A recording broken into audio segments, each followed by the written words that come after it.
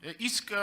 կարող եք մի հարցի անկեղծ պատասխանել, ակնկալում Ես բոլոր հարցերին անկեղծ եմ։ Իսկ ձեր շուրջը հավաքված տիրադավ եպիսկոպոսները ինչ կենսագրություն ունեն եւ նախկինում դուք մոռացել եք այն որակումները, որ տալիս եք այդ մարդկանց հասցեին։ Ես կարող եմ ձեզ տրամադրել բոլոր այն նյութերը, որոնք որ նախկինում դուք ասում եք այդ մարդկանց հասցեին։ Հիմա ձեր միջոցով են այդ մարդիկ բարենորոգվելու եւ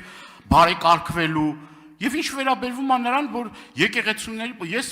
բազմաթիվ պատարակների եմ մասնակցել եւ խնդիր չի ունեցել եկեղեցին։ Իսկ ձեր պարագայում դուք վարչական ռեսուրսի չարաշահմամբ, դա շատ ակնհայտ է։ Դուք վարչական ռեսուրսի չարաշահմամբ մարդկանց տիպողաբար հիվանդանոցից հանելով, հիվանդանոցից հիվանդ մարդուն հիվանդանոցից հանելով բերում եք պատարակի։ Այս էլ ձեր կողքը հավաքված եկեղեցականի իրական պատկերը ես ձեզ ցույց տամ։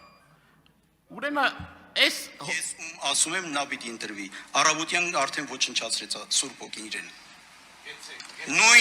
Նույն պարլամենտում ոչնչացվեց եւ դա Աստծո հրաշքն է։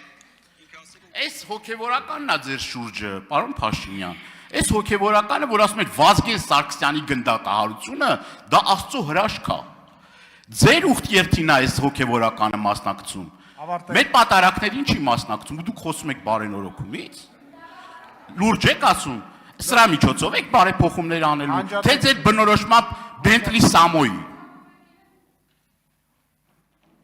Տիրադավը ձեր տեր եւ փրկիչ Կտրիչ Ներսիսյանն է։ Սկսենք դրանից։ Երկրորդը այն մարդիկ, ովքեր բարենորոգման օրակարգին միանում են, այդ մարդիկ ընդունում են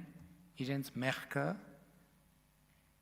այսօր այդ թվում ես այսօրվա վիճակի համար եւ ապաշխարությունը,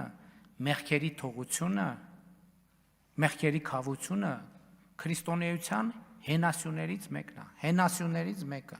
Եվ առանց դրա ընդհանրապես չկա քրիստոնեություն։ Գոյություն չի կարող գոյություն ունենալ քրիստոնյա։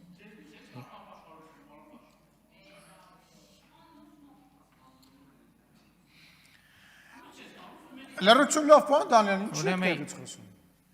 Հայաստանյան Առաքելական Սուրբ Եկեղեցու պատարակի կարգում կա մեղքերի թողության կարգ եւ նրանք ովքեր դրա կարիքը ունեն, անցնում են այդ մեղքերի թողության կարգի միջով, ենթադրում են, որ դուք եւ ձեր շրջապատը չունեք դրա կարիքը։